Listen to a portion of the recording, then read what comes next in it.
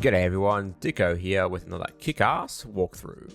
So this is just a recap on the poly modeling series that I just have run through over the last few weeks, and I just want to say thank you for all that have watched the videos. They are really successful. It actually comes as a huge surprise to me, to be honest, because one, I've already done something similar in the past. The second thing that is just really surprising to me is just how appreciative people have been about these videos.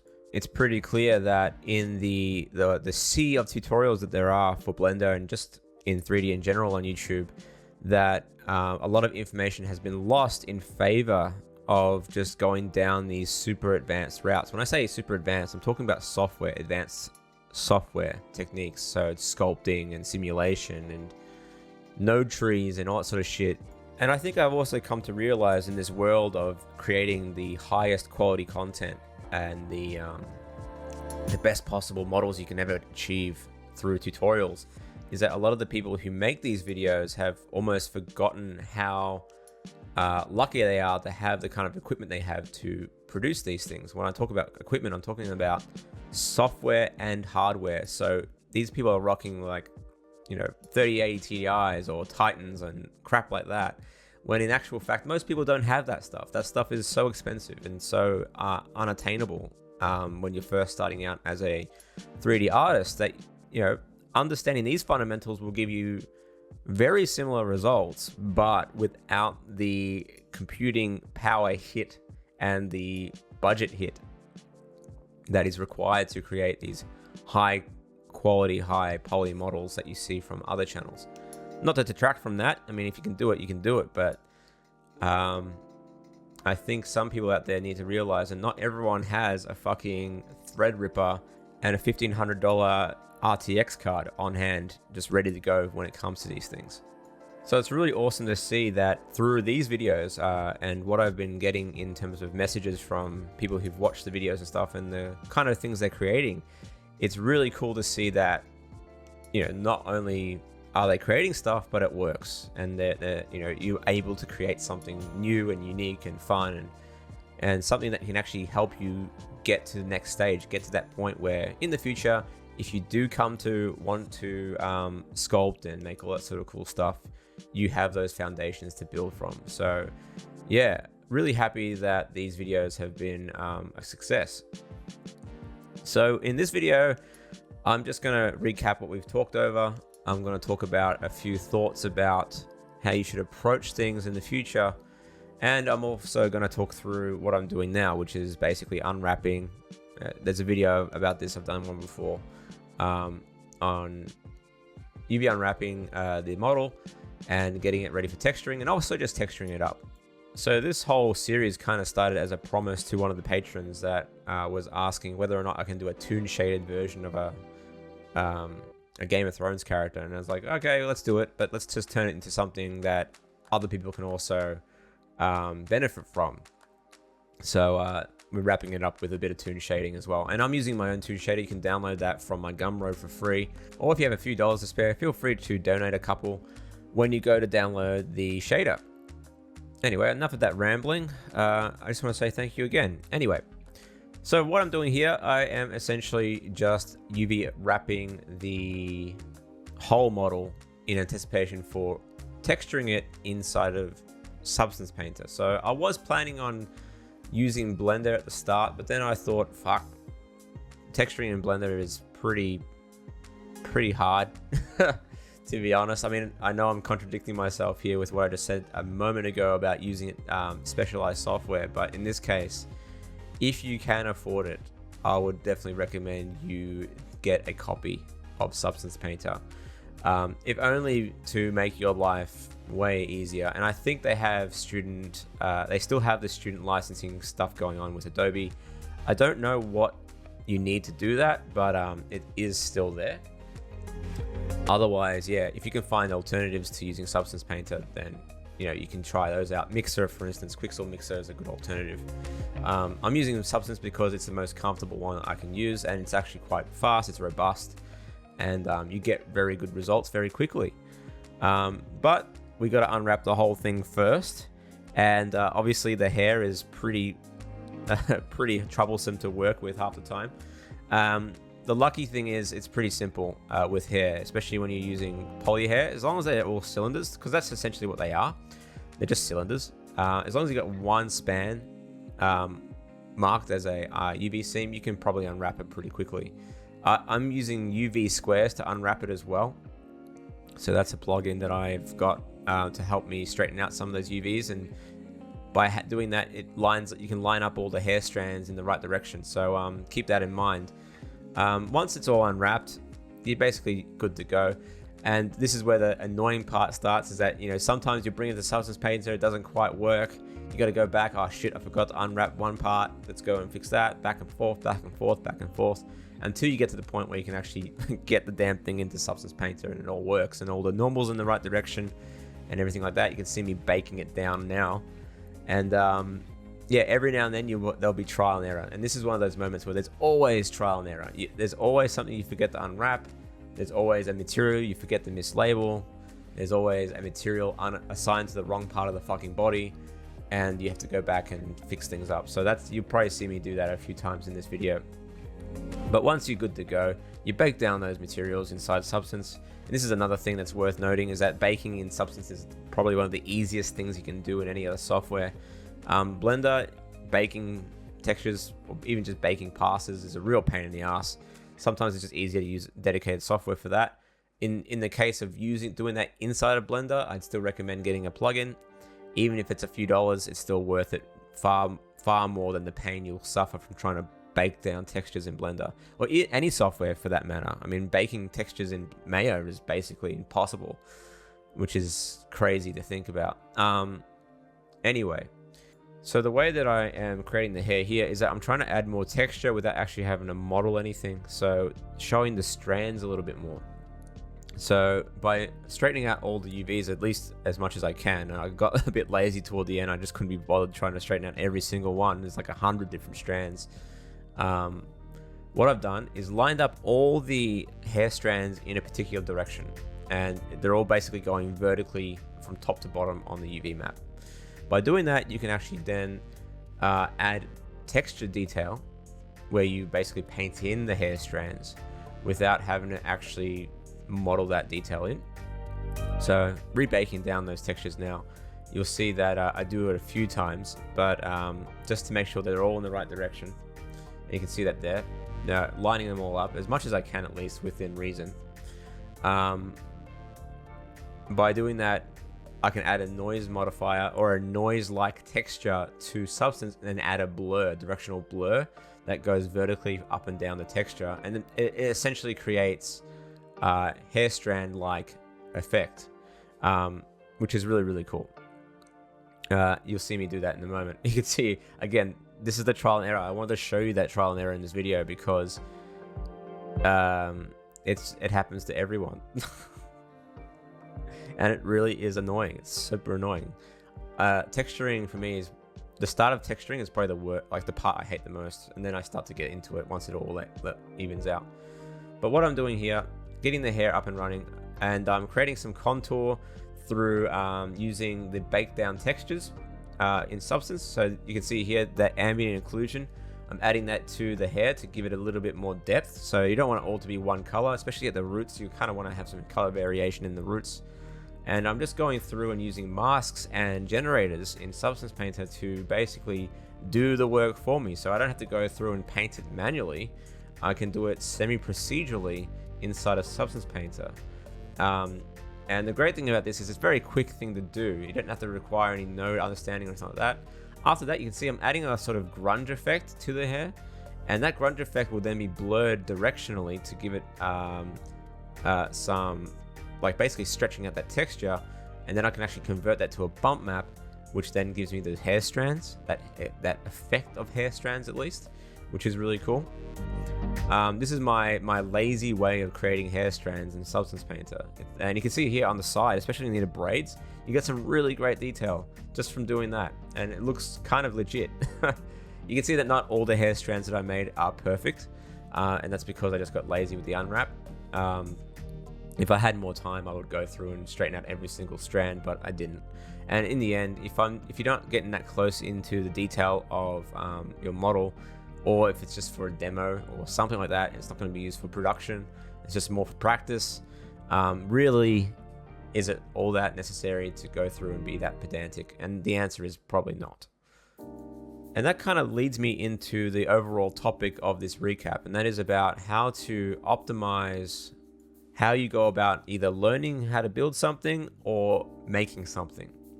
Now, it's pretty clear from the videos that I've published and the comments that I see that a lot of people who watch these videos are building something in anticipation of creating something akin to maybe a Pixar film or something super advanced and high quality and AAA level stuff. And the answer to that is that you're never going to get that far on your own.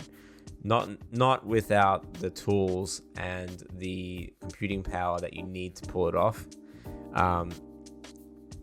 So what does that mean to you as an artist? And the answer is that you either have to invest your money into specific things that will make your life easier, whether that's hardware or software, or you need to learn how to create a style or create something that works with the stuff you've got on hand. So if you're creating a short film and you only have one computer, which is pretty much what everyone else has, you can tell yourself, based on the hardware that I have on hand and the software that I can afford, what can I create? What would I be able to create that is both fun, of a quality that I can be happy with, and I can get done? And I ask myself that every single time I jump into Blender when it comes to my personal work. So my short film is stylized for a reason.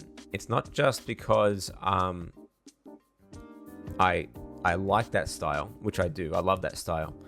It's because, one, I don't want to rely on a render farm to complete my film. Two, I don't want to spend hours upon hours upon hours texturing every fucking detail in my film. And three, I want to be able to animate and render at almost real time. And by doing that with Eevee and a toon shader, I can do that. Finally, if I want to do this on a laptop or on a desktop, I can still animate my scenes without being tied to a desk. So I don't have the performance hit that you'd get from having to animate super detailed, high poly stuff. And then by having stylization, I reduce the amount of work required to do post-production with. So that means, all that stuff in After Effects or Premiere or Fusion or whatever that I'm going to use in the future. By simplifying the style, I reduce the amount of work that's required at the back end of that production as well. So all of those things come into consideration when building out. So yeah, don't see doing stylization as a compromise in quality, because it really isn't. And the evidence is there, especially in the last 2-3 years of major motion picture movies. There are so many movies nowadays that are trying to expand the stylization of their films, because in all honesty, at least in Western animation, the styles have become really, really stale. So we're starting to get some really cool stuff lately through things like Spider-Man and Arcane and Mitchell versus the Machines. So that means that there is a hunger for it. It is actually a successful model. It means that if you wanted to try and do something really quirky and cool and just out there, you can do that with a pretty simple computer and a pretty simple setup. So don't be detracted if you don't have every tool on hand to help you get to a style that you think is awesome and that is the gold standard. You can try and create your own version of a personal gold standard through understanding what you have and what you want to do. All right, so just popping back into the painting of this character, and I have a pretty consistent method when it comes to these things, especially in Substance Painter, and it's pretty straightforward. I pretty much do this with every single model that I do. I do a blocking stage using just straight up flat colors, and then I start to add extra bits and bobs in between. And what I love to use is just the paint bucket fill material. So I just use fill materials to do most of the heavy lifting. So a lot of the contouring, a lot of the shadows, a lot of the ambient occlusion, It's all done through those initial baked down textures, and I just use layer masks in between to create, you know, some redness in the cheeks, or some shadowing around the ears or in the eye sockets and stuff like that, to get that base level detail. The sort of stuff that if you were to paint it in manually, it'll take ages and you've got to blend it and all sort of shit. It's just faster to use the bake down passes as masks and then blur it using another filter. And then on top of that, I can use stuff like paint layers, material layers with masks and stuff like that to start to add more and more detail. Because you can get a blocking done really quickly that way, and you don't have to rely on actually having much skill when it comes to painting and contouring and stuff like that. Another thing I want to recommend, and this is for all the guys out there that are watching this video, watching me do this stuff, is that if you want to get good at doing texturing faces and texturing, whether it's men, female, or whatever, watch makeup tutorials. Use makeup tutorials as your guide, your Bible for doing proper coloring and contouring and stuff like that for all kinds of characters. Makeup tutorials are the underrated, I don't know, secret when it comes to YouTube. And obviously it's not technically a tutorial on using 3D stuff, but it's a tutorial on how to do realistic, period specific contouring, makeup, and coloring of faces, because that's how women and men do makeup in the real world. So stuff like understanding where to put the blush on the cheek. It doesn't just go smack bang in the middle of the cheek. It goes somewhere more specific than that. They follow the contours of the jawline and the contours of the cheekbones and stuff like that. Where to put eyeshadow, where the highlights go, where the lowlights go, all that sort of stuff matters. And if you follow or use those videos as reference, you'll get a far, far better texture result out of your characters if you look at those. Again, don't think of it as some feminine thing to do. Use it as what it's there for. Just apply it to a 3D setting. It's so useful. It's amazing. So what I'm doing here now, just out of, if you're curious, is that I'm creating the pattern for the dress. And again, I'm not relying entirely on Substance Painter here, because I want to create a pattern that I can just replicate over and over again inside of Substance. And I need to create a pattern in Illustrator to do that. And you can do this in Inkscape or Krita or whatever, but I just have Illustrator on hand, so I'm using that. Creating this pattern was actually quite difficult because I wasn't sure where the pattern worked, and it turned out to be like a very basic fractal sort of like pattern, a hexagon pattern. Is it hexagon? I think it's a hexagon of these little waves. And when I put it all together, it kind of worked out. I was actually kind of lucky that I was just trying to figure out how do I make the pattern repeat over and over again. And I tried a few methods in Illustrator. It wasn't quite working. Then I started to see, if I drew a square in between certain points, I would get a general pattern out of that. And then I just copied that selection into Photoshop and then stretched it around to make it square. And just by luck, it kind of worked out in the end, which is really cool. But I needed a lot of that that pattern to get to see, you know, what I was doing. So you can see here I was sort of figuring out the location of the different repetitions and stuff like that. So making patterns is a whole other thing altogether. So sometimes you may need to jump into another tool to do that. So there's no tool that fits every single criteria, and depending on where you want to be as an artist and what you want to do. So I'm very much a generalist in most regards, whether it's texturing, rigging, animation. I'm very much a generalist. I'm not a specialist in any regard, to be honest. But it does give you the opportunity to do this sort of stuff. It does let you experiment and explore ideas. And that actually brings me to my final piece of advice for this video series. And in general, this is actually my first piece of advice for 2022 with regards to everything I'm going to be covering over the next year. And that is that you can't really have absolutely everything explained to you. The whole point of these videos really is to provide a foundational approach to 3D.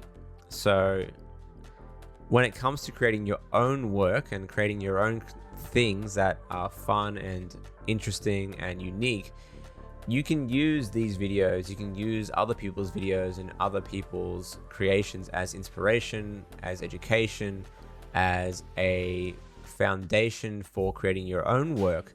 But in the end, you will still have to take the time to really dive deep and apply what you've learned in your own way. So you will have to adapt what exists into something new. That is how learning works. That is actually how creating something new works, how to build something new. You're standing on the shoulders of giants, so to speak. And this is pretty much how I approach my own work. I never try and find the ultimate tutorial for something if I don't know how to do it, or the ultimate explanation. I try and find just tidbits, bits that I can apply to my own needs. I don't need to have the exact same method as someone else. I just need to have something that works enough that I can actually adapt it and improve upon it. And the only way you can really do that is by understanding those fundamentals. And this is where this series comes from. This is where the place in which this series comes from. Because in the end, when I first started learning 3D, I had these same fucking problems about understanding topology, understanding method on how to think about topology, how to understand deformation, understand compression, elongation. All that sort of stuff was never really explained to me. And this is where things start to break down really easily if you don't know those fundamentals.